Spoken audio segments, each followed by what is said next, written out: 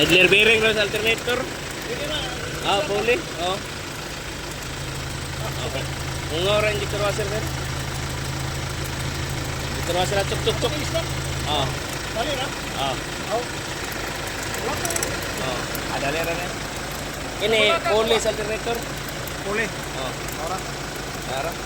Ay injector washer sa number 4. Mo na yo. Way washer sa number 4. Kita gede. Oh, kita.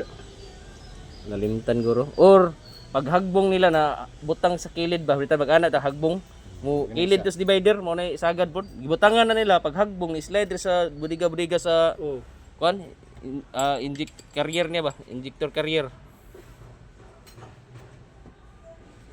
Mo na siya tabo. So inloan po na to ang oil pump strainer ani mga boss kay basig mapareho aning sa porter to nga sus na lagi kinaon gid noon.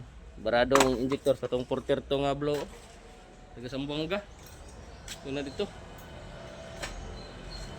So mga pila ang kuan? Pila ka buhok yan daw? Upat gid. Ah. Ilis na to. Pag gumagkam di sa gold nga injector, nayabag way kusog way RPM. Guba ding airflow. May ilis lagi ibaligya ni may injector sa lain. Itaw sa kwanto nga na guba nga imong injector kay wala man may kusog. Na buang pud bitaw kay no. Airflow guba. Katong guba pang injector, mo revolution pa noon. Mahibalan na yung daw tang airflow. O sa scanner kay ang value niya ba 7 niya dapat 500 ka pin. Paso layo ah. 7 niya 500 ka pin, 560 yata. 550. Layo kaya eh. Good tanang pat, nagakabakan nga surinto. Injector washer ay hungaw. Ano? Good sir. Bye fix. Okay, wala na. Ibalik na nato sa original dire para na moisture siyang turbine sa turbo. Ang saba alternator pulley o upat ka idler bearing atong ikambyohan.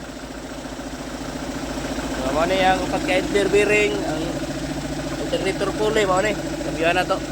So, wala na to piti-piti dire gani ha. Sulban. Wala nang i-bypass ang breather.